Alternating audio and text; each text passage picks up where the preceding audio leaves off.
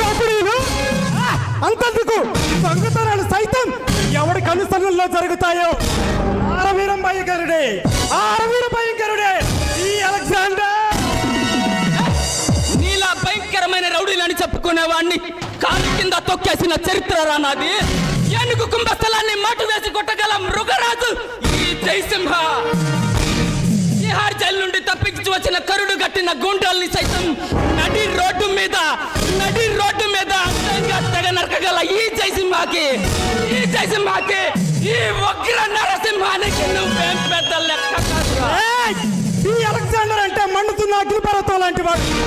అగ్నిపర్వతం జోలికి ఎవడైనా మెచ్చవలసిందే. అధికార దాహంతో అలమడిస్తున్న ఈ అలెగ్జాండర్ జోలికొస్తే చితాభస్మంగా మారాల్సిందే.